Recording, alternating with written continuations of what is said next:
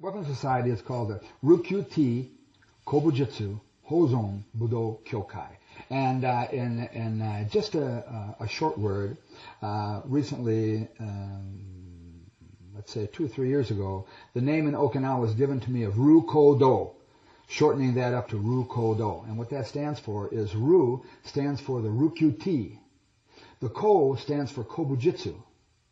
The Do stands for like the Budo, the warrior's spiritual way.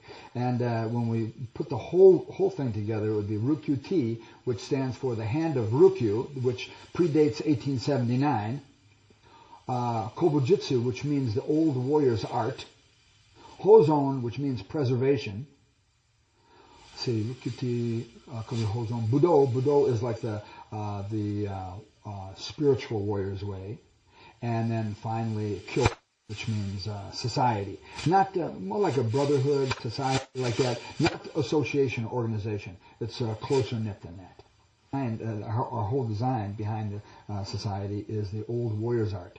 Now the Kobujitsu represents the old warrior's art, which was a weaponry. In the beginning and for almost 1,000 years, first it was the weapons that was taught, not the empty hand. The empty hand came about later on.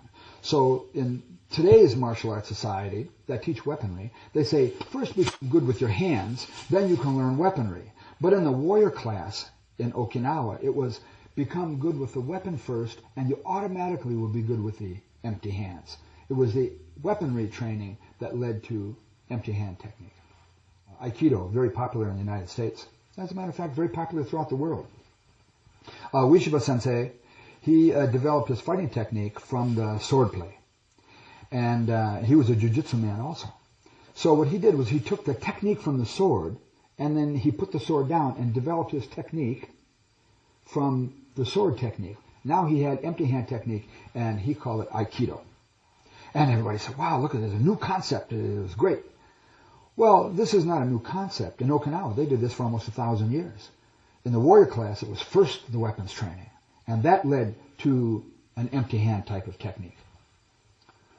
So I find that very interesting. I've always enjoyed the weapons training, and now I'm trying to spread it to everybody.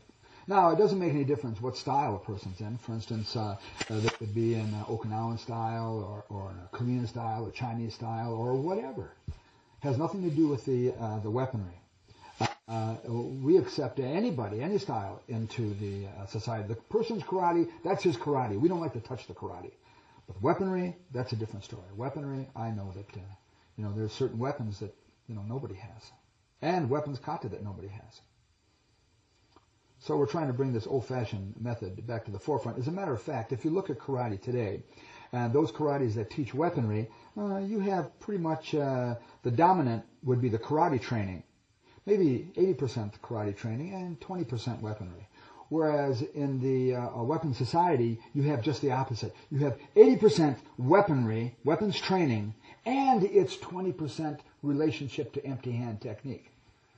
Okay.